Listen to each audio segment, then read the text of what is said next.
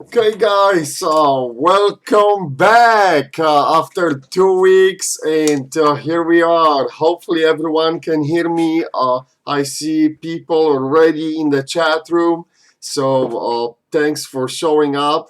Thanks for being here, and let's have a good show tonight. All right. Tons of things to go. I have 4 pages of questions from you.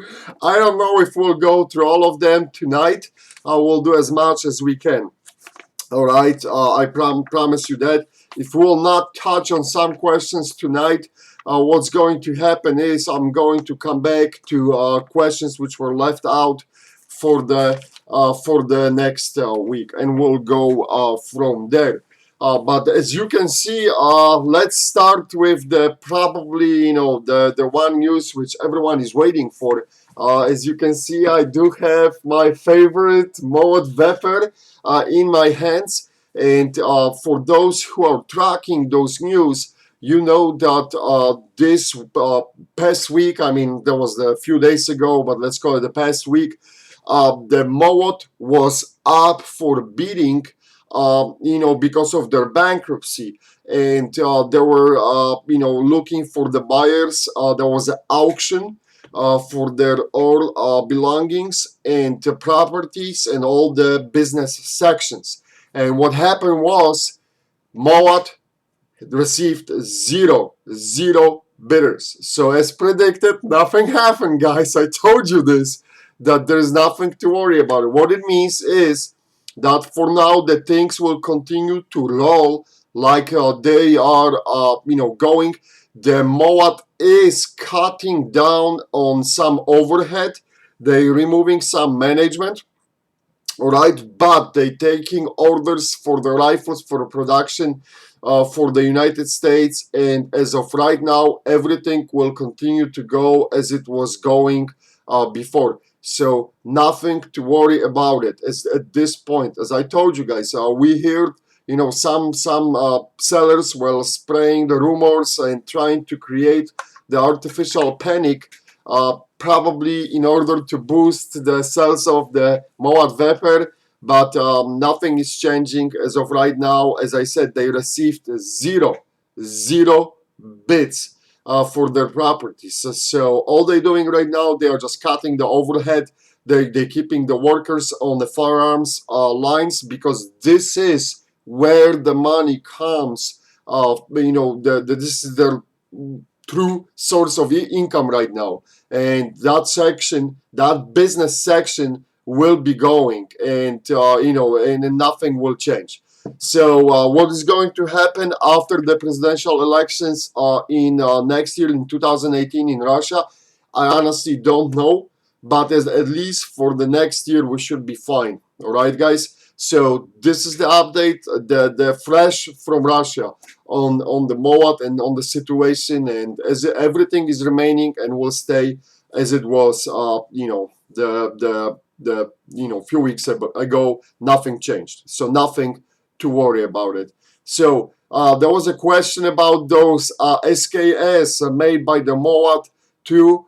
And I understand the legal concerns about importing the SKS from Russia to United States, but there is always a walk around it, guys. And if the FIME group, and I'm not saying this is going to be a FIME group, but if the FIME group will decide, trust me, they will find a way to bring that beautiful firearm to United States. I do not have any confirmations from any of the importers from the Moat about it, but I know the question was, if how this could be done legally, and there are ways to bypass the import laws and still keep it legal. You just gotta work more for it. All right. So that's the situation. If you have any more questions about the Moat, try to post it in the chat room, and we will go, to more to this, into the details later on. We'll see what's going to happen. All right, we'll see how we're going to deal with all those questions here. All right, moving to another topic which I had on the agenda, and then we'll jump to your questions, then we'll come back to my topics again. Uh, this is kind of funny, guys. The British television did the documentary about the uh, basically private military contractors, but working for jihadis. And screw those guys. I could care less about their ideology. However, this guy was trained. If I remember this correctly, he was trained by the Russian VDV, and he just decided to do the private military contracting in the Middle East. In that video, that documentary by British television, there was a section when he was taking the questions from the guys online, and someone asked him about his favorite rifles for operations. And basically, he said that he likes the Bulgarian, Russian, German AKs, but he said that he cannot, from his experience, he cannot stand the Chinese AKs, Chinese and Qatari made AKs. As you can see, there's a quote. There's also some Chinese, Qatari, and other models that are rubbish. I wouldn't use them if you paid me. By the way, that guy got smoked. Supposedly he was killed in the Russian airstrike, so he's no longer a threat. But I'm finding it funny, his opinion, because if you look into the United States, a lot of people has a very high regard about the Chinese AKs. However, guys, you have to remember that we are without the fresh supply of the Chinese AKs for almost 30 years right now, or around 30 years. I don't remember the date exactly. So we have actually no idea what's going on with the Chinese production right now. What is the quality looking like? And I have a feedback from many European members. You can buy the Chinese AKs in Europe, and they don't like them a lot. There is that stigma against the Chinese products. But I just thought that I'll share this with you guys because I'm finding this funny that even the jihadis they don't want to touch the Chinese AKs. With the one note, I want to tell you that probably what we had here, what was exported from China, was a higher quality product than what the Chinese are making for all those other markets. And it's no secret. I mean, even look at the Romanian Kugir, how the Wasser quality changed and evolved in the recent years, and they just listening to the feedback, and they want to have more from the U.S. market. So the people will tweak their products based on the demands or standards on the U.S. market. That's the power of the U.S. market we have here. But enough with the bullshit talk, okay? Enough with the bullshit talk. Let me put that beautiful vapor away, and let's start with your questions. All right. Are you going to do more videos with a Mel 64D? Shameless plug for Mel. Mel, hopefully at some point we will have more opportunities to work on the videos together. I do appreciate. I really loved how we did that for the last 47. When I stopped, and me and Paul, we stopped testing the last, and we sent out to you. You took it apart and digested all the parts, and we check out on the hardness, and we have learned a lot from that example, and we knew how the metal hardness is looking like and how it is stacking up against the other rifles. So hopefully, if we'll have maybe at some point this year, I will jump on the C39 version 2 or whatever they have right now. I don't even know. Maybe because they made some improvements to that side rail and everything.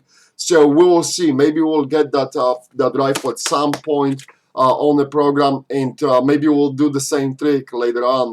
Basically, take it apart and learn from it, and we'll see what's going to happen. So that's the answer. Let me cross this out so I'm not going to get confused. All right. From Paul Smith, I would like to know if you are going to do review of Midwest Industries AK railed gas tube like Troy. Ultimac is definitely the way to go, but it would be good to see a review on the pros and cons of their concept on a railed gas tube. Here's my honest take, regardless of who's making the gas tube.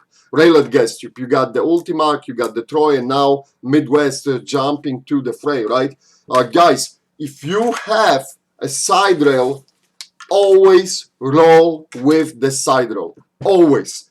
I don't honestly give a shit how cool it looks up front on the rifle or that railed gas tube. You have to remember, here in this spot, and I'll tell you this is the feedback from many thousands rounds I'm pushing down the pipe on those tests. Here in this spot, basically, you have, this is the hottest spot on the rifle.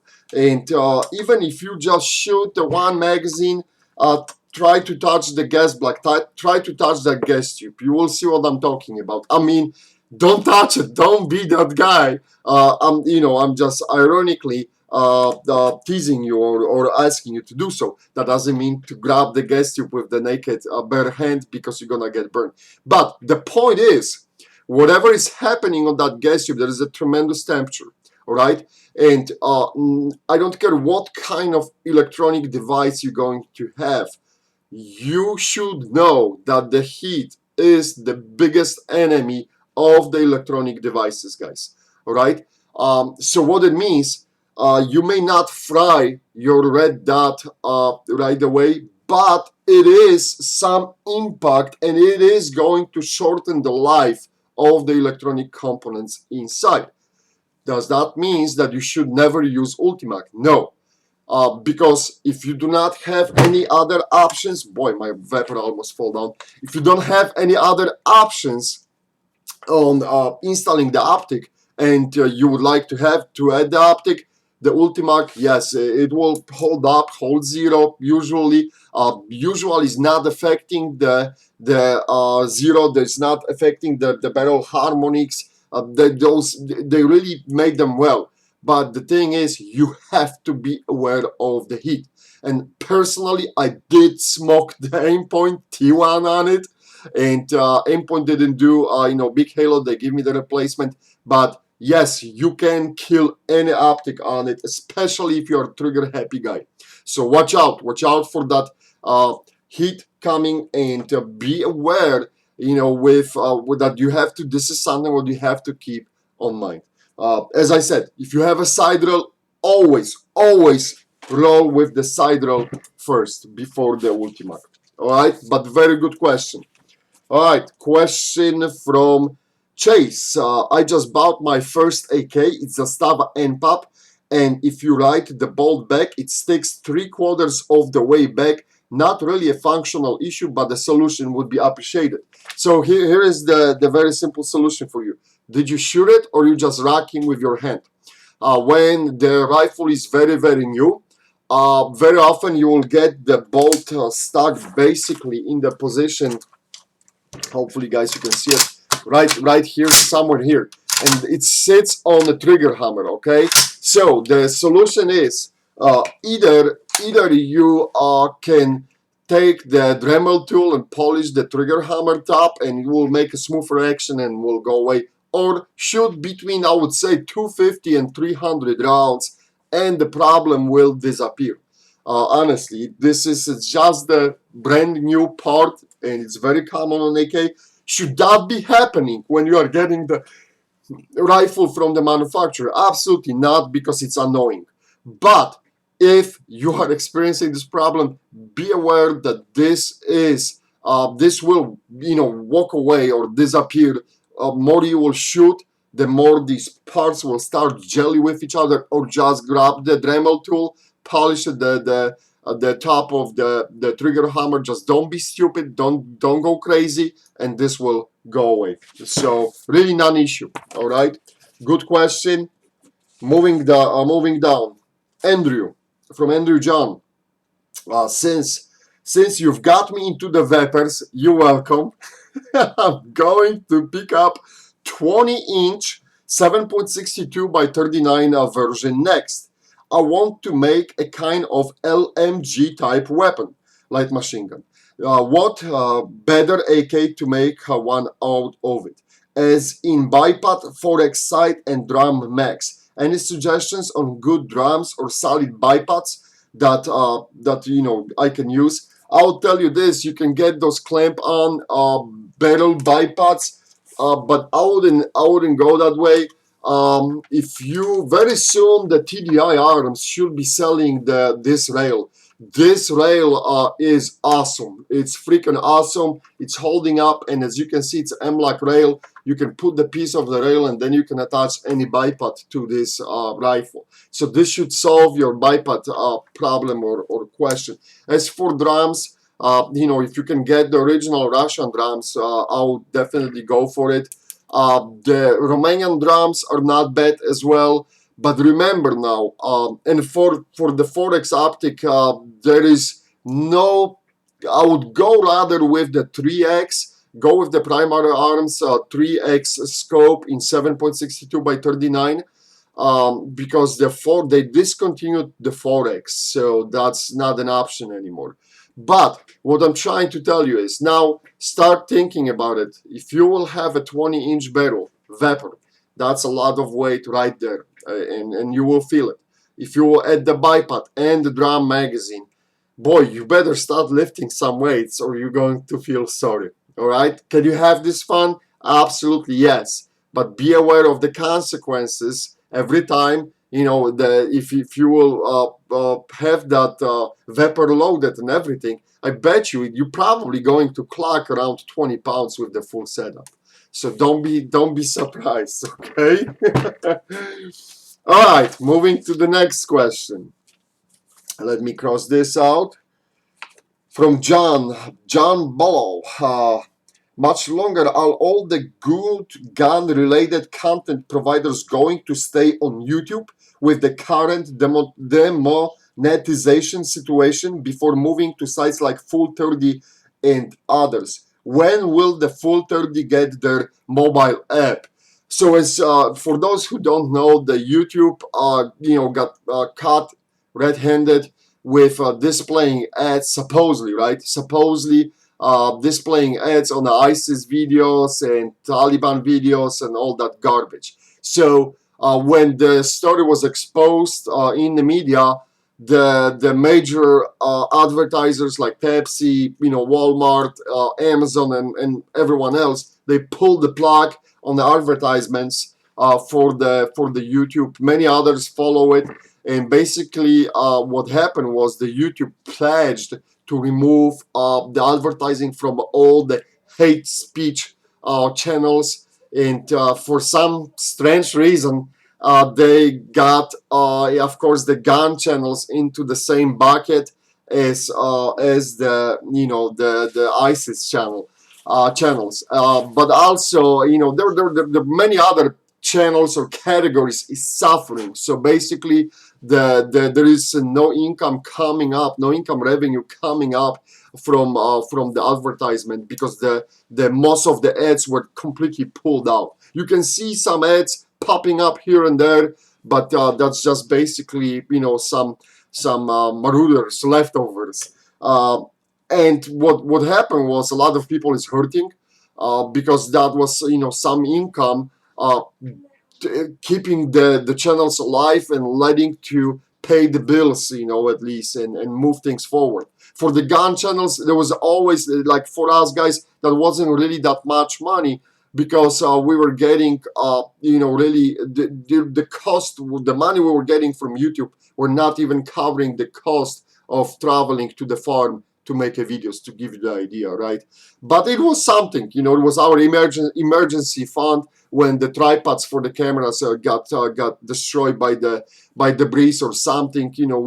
We get something. For us, the major source of income is our store. Our store is keeping us alive, and thanks for your support through the store. This is how we are fueling the money to the channel, and this is why we are alive. and this is not affecting us that much. Going back to your question, as far as the full 30, right? The full 30, I don't know, for some reason could never pierce through and really become a popular platform for the social media, for the gun channels. The idea is good. I think they were hurting because they did not had the mobile app, and people using phones mostly. So this was the biggest problem. Is this going to change? Is this going to improve? I honestly don't know. I know Tim from Military Arms channel is a huge supporter of the full 30. He's pulling a lot of weight there, and I'm not sure what's going to happen in the next weeks or so. But that's basically what's happened. It's really not the question for me about the full 30 and the future of the full 30, guys. All right. From Eric Duffer, thoughts on rubber coating for a Vapor FM? Do you think it's necessary? Do you have any cheaper ideas of how to improve the coating and self-lubricating capabilities of various AKM types? I wouldn't do it. I wouldn't put any crazy coating. I even hold back myself to the Cerakote. I like to do my own painting job with the spray can, and if I have to, I'm repainting and changing the colors on the fly. That being said, as far as the lubrication, self lubrication, I do not see the point of going that way and doing it. I honestly don't know. I wouldn't waste my money on it, honestly. If you wanna have a nice looking rifle and you worry about the finish, the Cerakote will be perfect. You don't need anything more than this. However, the finish on this Vapor, this was the original Vapor which went through the 5,000 rounds. It was holding up. It was holding up better than on my Arsenal rifles. Okay, for whatever it is worth it. But guys, at the end of the day, it's a real question. Do you want to have a nice rifle for the display, or are you using it? Right?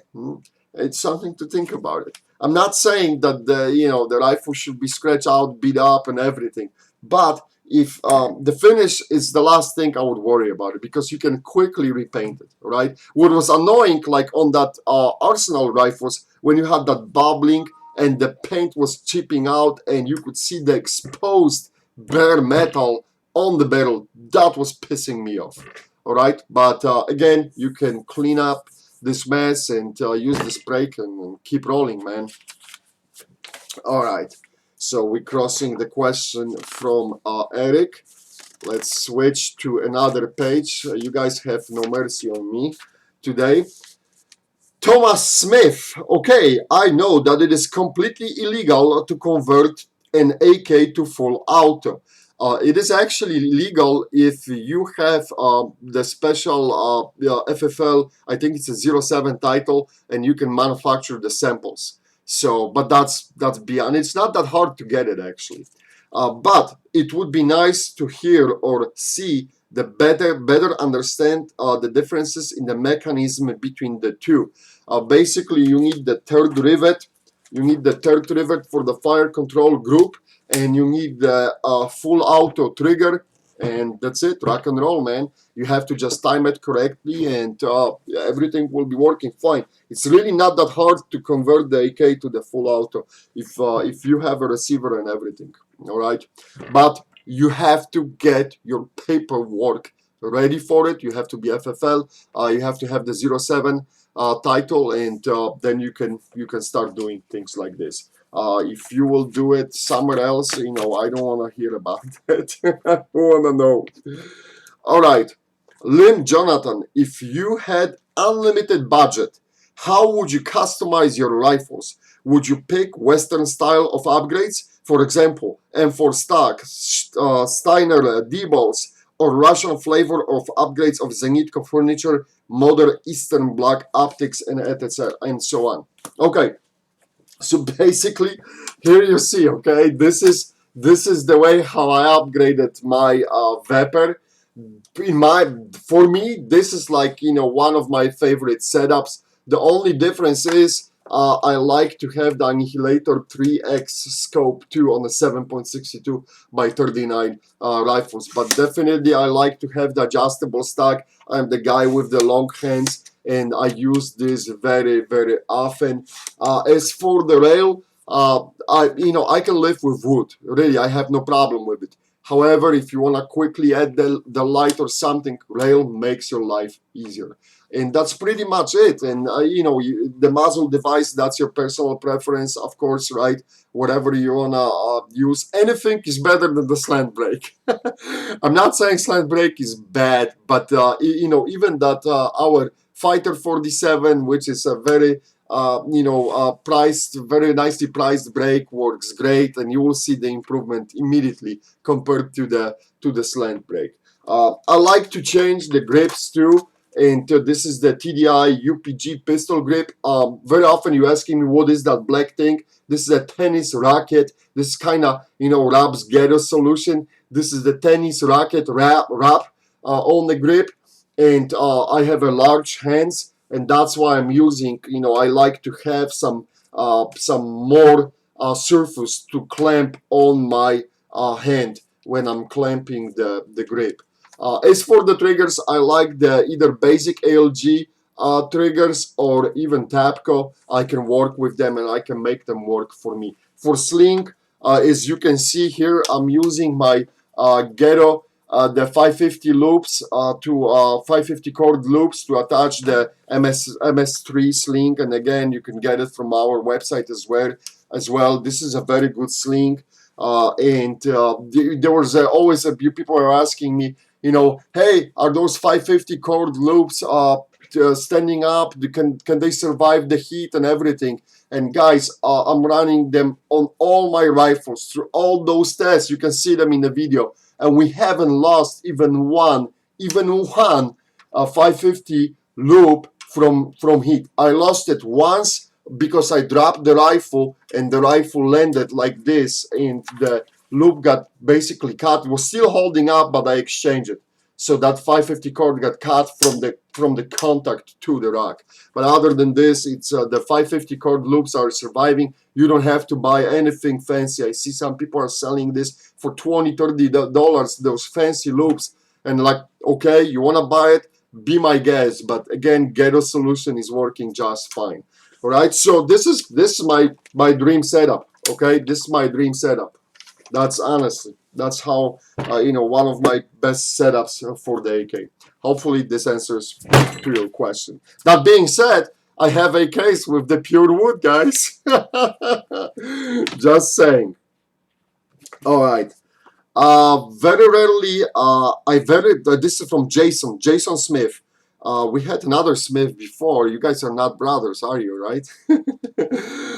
Very rarely ever see you doing drills with a sling on your rifle. Seems to me we should always train with a sling on the rifle. How to operate the weapon effectively changes greatly when sling is introduced. So my question, why no sling?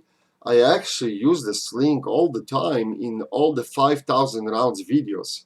So if I take the sling, if I had no sling in some training videos, it was only because sometimes sling is blocking the view for you guys, and I like to show everything, better angles or whatever.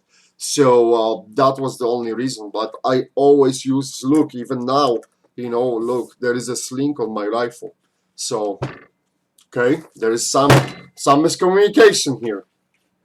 All right, from Kevin Greenleaf. When is the new Primary Arms Advanced Micro Red Dot with the knob brightness controls coming out? I saw it at the SHOT Show, but heard nothing else about it. Kevin, this is actually a good question. I will check. I honestly don't know when that new red dot is coming out, but I will check. I'll check for Kevin. Check for Kevin. So if you could message me on the Facebook, I will try to get you the answer for it. Okay, I'll ping the guys. From Primary Arms, and maybe they know something. Kyle Cox, how's the future of the union looking now that dust has settled? Okay, this is about the YouTube again. We talk about it, okay, Kyle? So that part of the question is gone. But is any union events coming to Tennessee this year? Kyle, at this point, we do not have any training classes scheduled at all. We both of me and Paul, we struggling to even work with each other on the videos, okay? Because our schedules are completely screwed up, and it's hard to coordinate between two of us to make a freaking video. So I honestly don't know. At this point, we do not have anything. I do hope that maybe in the second part of the year we will be able to squeeze something in, because we love to work with you guys, we love to be on the road, but the reality is completely different, and we have other things to look for it, and there are some things are taking the right way. Okay, we'll see what's going to happen. All right. Joseph Ryan, what are your thoughts on the French GIGN adopting 7.62 by 39 caliber rifle? And this is basically feedback from the Shepherd media. Well, you hear that there is a talk about the U.S. Army pushing more and more into the 7.62 by 51 millimeter, which is a 308, or NATO 7.62. NATO, some fucking bug on me. As for the 7.62 by 39, that's a tough decision, guys, because really, if you look deeper into the 7.62 by 39, that caliber is very prone to wind and is shooting a horrible rainbow trajectory, starting going past 300. Now, the GIGN is not probably going to do any extended range shooting with it, so maybe this is their way of thinking, and they just need some power to knock it down, the objects in a close range, and things like this. But even from our body armor testing plates, you could see what was happening when we have used the 7.62 by 51. This was the caliber which actually made the plate bulge, because you have a higher velocity on that round, and velocity is the king. If you have a mass and velocity, this is the king. So I would rather go, personally, I would rather go 7.62 by 51 road, but then you're carrying more weight too, because those rounds are heavier, and there is always, to every action there is a reaction, right? So you have to be aware of everything. Interesting decision. I have to dig into this more and see, but interesting decision on the part of the French forces. We will see what's going to happen. All right. Will you ever do SKS review? Just for shits and giggles. This is from Wes Barton Will. Wes, yes, we will do it. I promise you, this is not going to be a 5,000 rounds, but we will do it. We will do the review of the SKS. Hopefully even this year. Right, this page bites the dust. Let me jump for a second to my topic.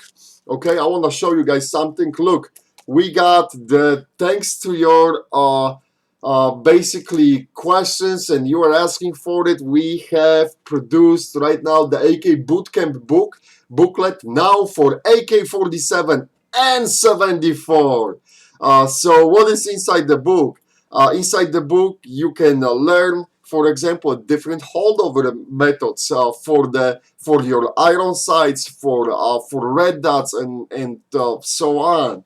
What else we have in the book? I go in details about the basic positions on shooting the AK rifle, how to use it, how to hold it, what are the positives and negatives, cons and pros for each position, and things like this. But also we talk about how to adjust your hopefully you can see it, how to adjust your iron sights correctly.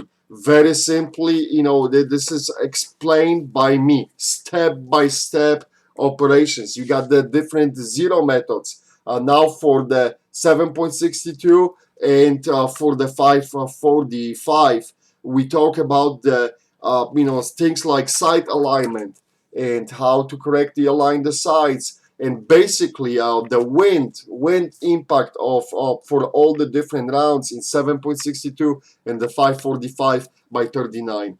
And at the end of the book, we also talk about the optics and how to use them correctly.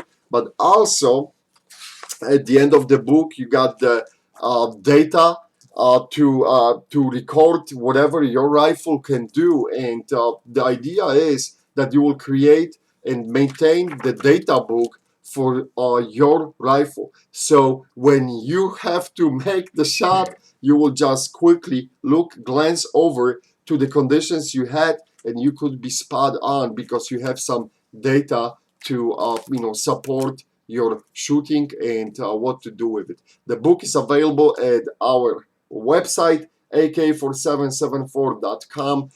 For this is the updated 2017 version, as I said, with the data and information included for the AK-74s right now, and you can get it from the website. If you want me to sign it, just put into the special notes that you want to have the signed version, and I will sign it, no problem.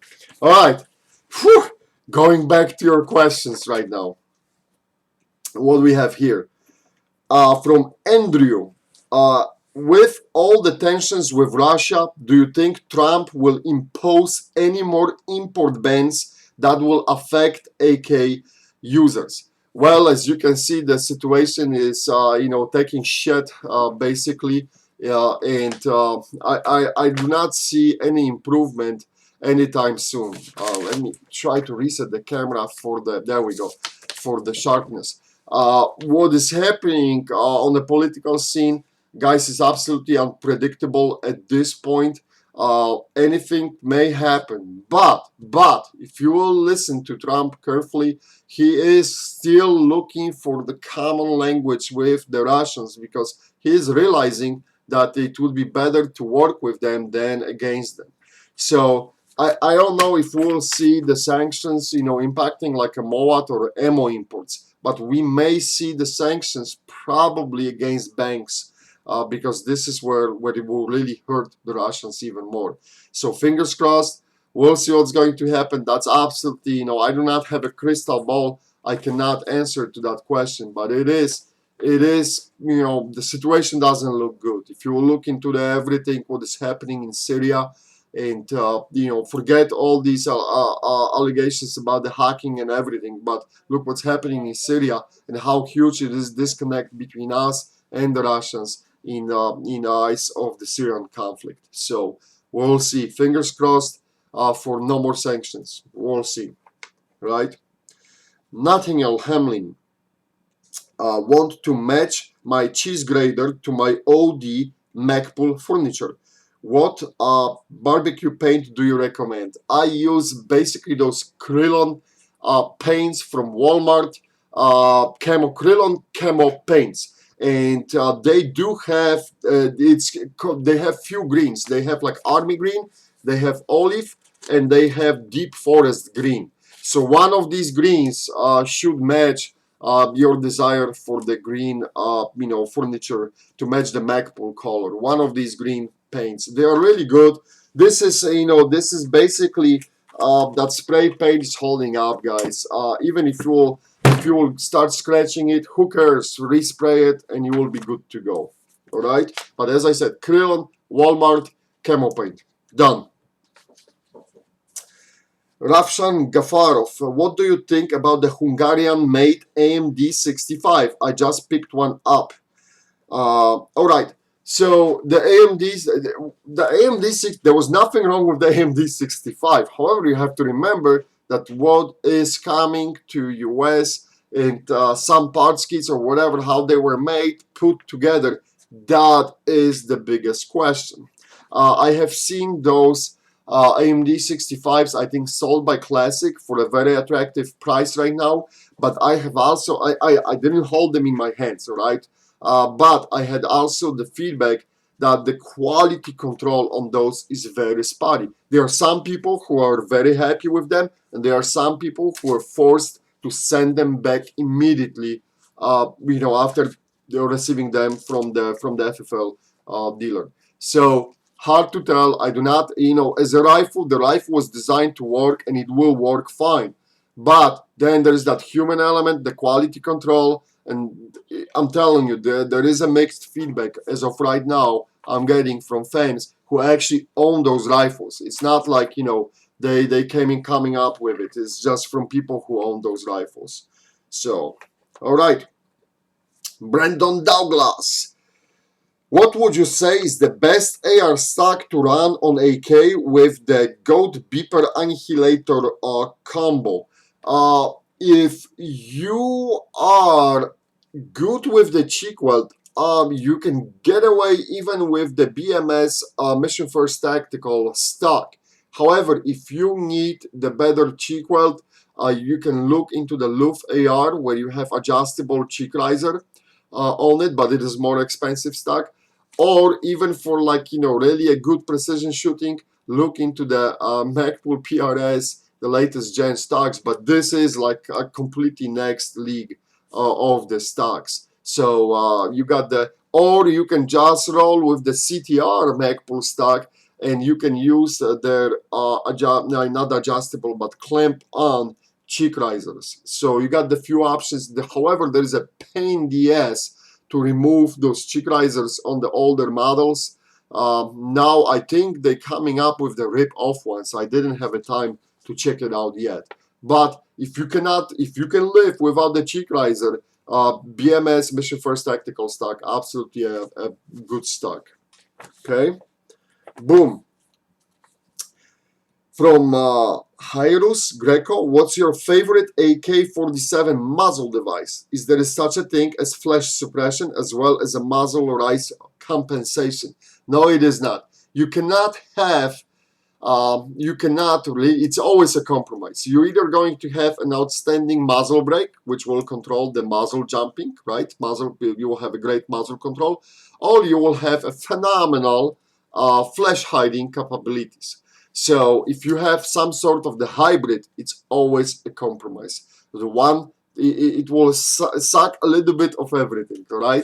I really like on budget, I really like those fighter brakes. We talk about it. If you're looking for the better muzzle control, you can look into the Meridian Defense BD2 brakes, or you can check with the JMAC Customs for the RRD 4C muzzle brakes, and they will all do the great job.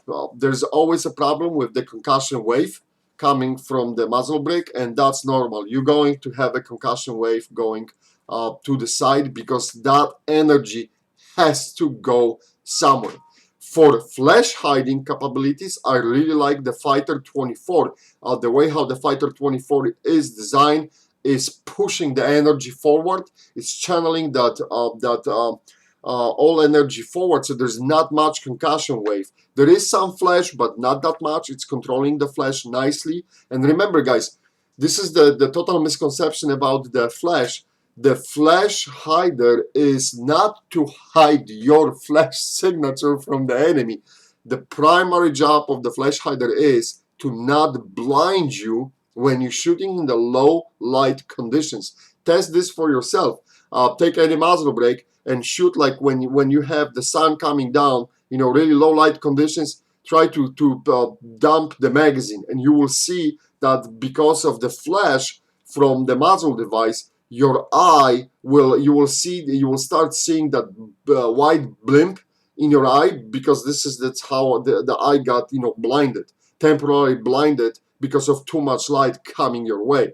So this is the idea of the flash hider, is to curb the flash so you're not getting blinded. Now I'll tell you also that any 4-prong, 3-prong flash hiders, they're doing a good job on hiding those flashes. Any one of them. It's like you don't need any name or whatever. Any 4-prong flash hider will do the job. Alright, hopefully this helps. From Robert Dare. Rapsky, when you will go to Pakistan to the Khyber Pass, would love to see the gun market. Didn't Vice do this? We will see about that, alright? We will see about that, Rap. I cannot tell you anything more than this. Mike Highway, Rap, what are your thoughts on the JMAC? Is it worth 1,000 plus price tag? Same leak as the Definitive Arms product.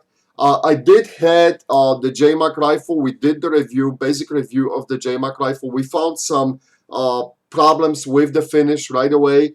And from my understanding, the JMAC took the feedback and they improved. I don't know how they are doing right now, what they are doing with the rifles.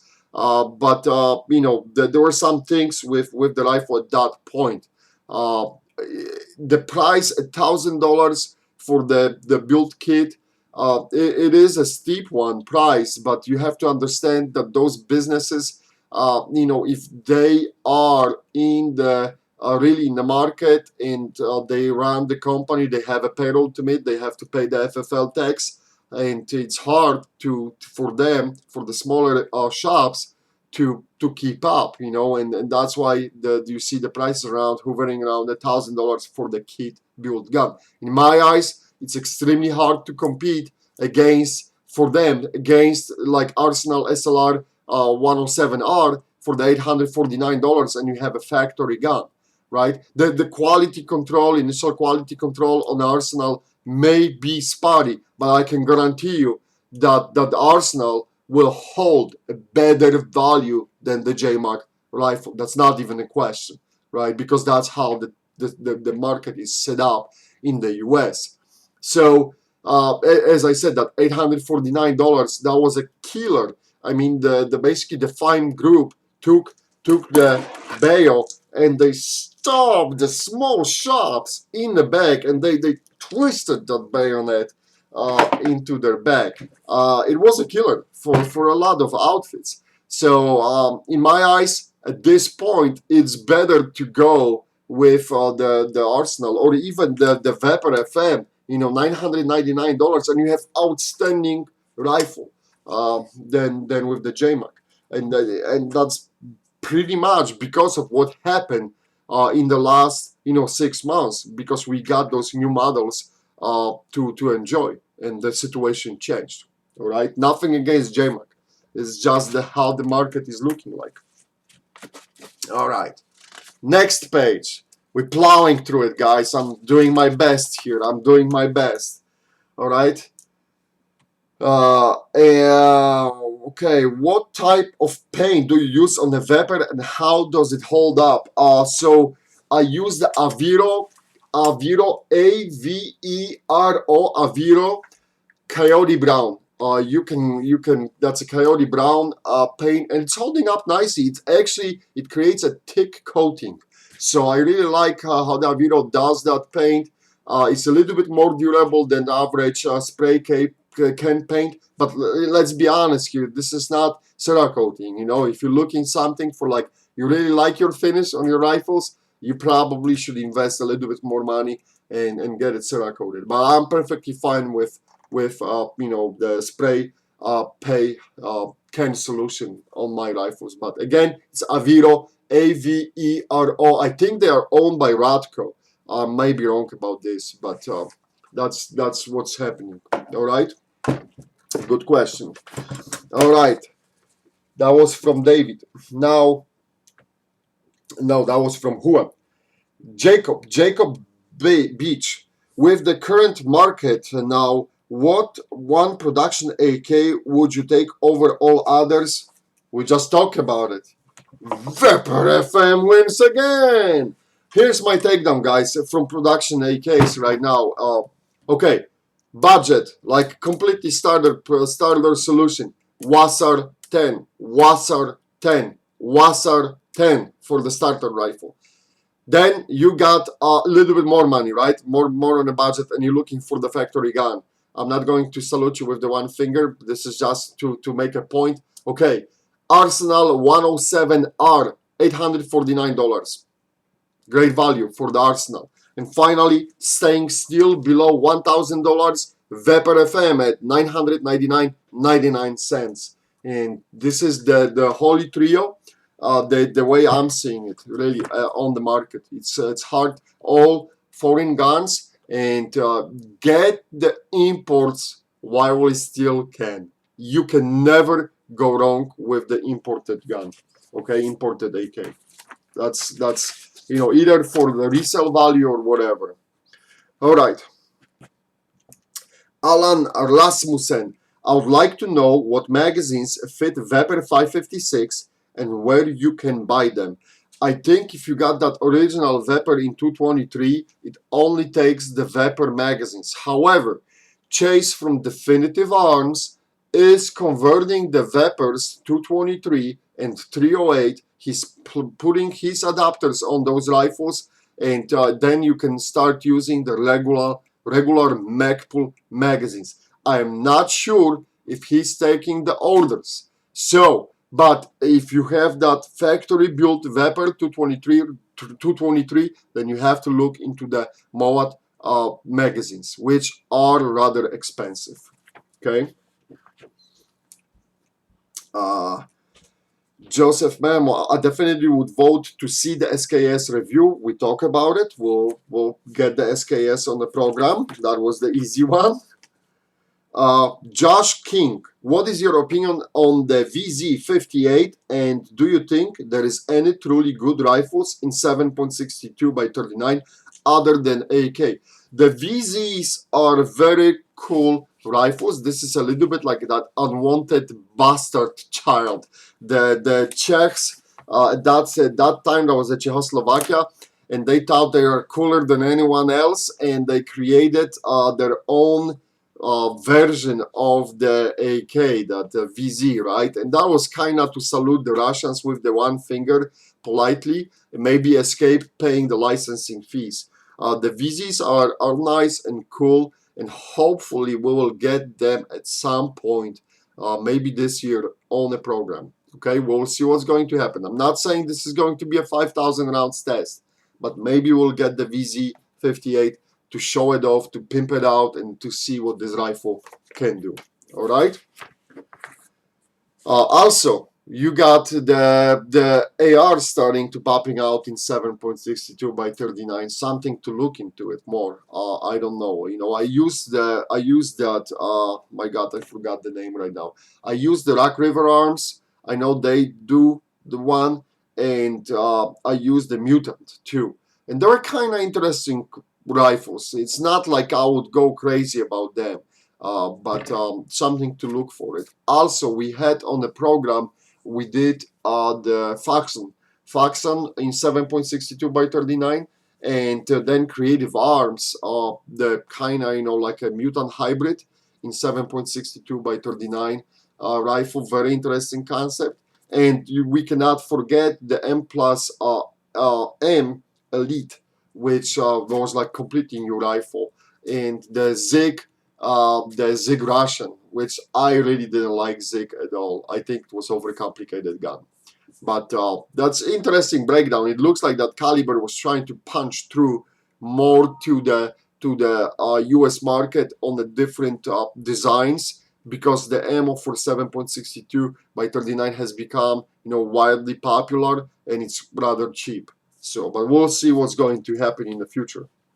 Right. Francesco Monaco, is there any word if or when 7 and 6 545 by 39 surplus and other surplus steel core will be imported again? Francesco, I will tell you, as of right now, I do not see the possibility for the 7 and 6 to ever come back for the importation. The way how the 7 and 6 was killed, it was very sophisticated way. Basically, suddenly the Border Patrol agents, they asked the ATF for the opinion if the 7 and 6 is armor piercing. So the ATF took the 7 and 6 from the shipment, which was stopped by the Border Patrol, regardless of the Form 6 approved for the importation. They took the samples from that shipment and they conducted the testing. And of course, they concluded, yeah, well, it is armor-piercing ammo, right? We all know that there's no freaking way that the 7 and 6 can penetrate anything today. It doesn't penetrate even plates from 550 steel. But ATF said that yes, it meets the requirements for the armor-piercing ammo. Plug was pulled, and boom, that's how it was killed. So at this point, I'm not aware of anything happening to reverse that decision. And also, there was a case for the importer who had all the ammo hold up in a warehouse on the border, and he lost tons of millions of money in this, and he has lost the case, I think, last year. The court sidelined with the government on that ruling. So I do not see the 7 and 6 coming back anytime soon. If I'll hear something, I'll let you know, guys, for sure. Right, 7:55. My God, time is flying with you guys. Question from Leon Benoit. Hopefully, I didn't butcher your last name. Hey, Rob, will you do a review of Chinese Mac 90 if you could get hands on one? I do not see the point of doing the review of the Mac 90. The way how they keep climbing in the pricing right now in the US market, because as you know, we cannot import anything new. I start to seeing them more as collectibles than anything else. So it would be pointless to torture the rifle to go through all the 5,000 rounds if if they are becoming harder and harder to get. That's just my honest opinion on it. And unless the ban will be removed and we'll start receiving the many new Chinese AKs, which I don't think so will ever happen. All right. All right. Question from Daniel. Daniel Ewell. Any opinions on Midwest Industries new optic mounts? I have not used them yet. I realize, I think, and correct me if I'm wrong, but I think they're using the American Defense clamping mechanism on that mount right now. So that should help out a little bit, because I do remember that they had problems. Basically, their mounts were shifting from recoil in the past. I do not have the feedback. I never used or never tested their newest side rail mount. If I will do, I will let you know, guys. Okay, so honestly, I do not know. All right, that was next page. My God, no mercy. Lynn from Lynn, and I cannot pronounce the last name, I'm sorry, is sand called sand because it meets between the sand and land, whatever. What the hell was that? Why are you wasting my time? Alright, that's rubbish. Jonathan Grimm, when will that rail on your Vapor be available for mine Vapor? Excellent question. So the rail is currently in production. He's asking about this rail. The rail is currently in production.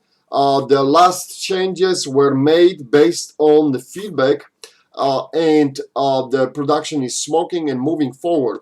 Hopefully, we will see something in 4 to 5 weeks, guys. 4 to 5 weeks, and I hope to have that rail.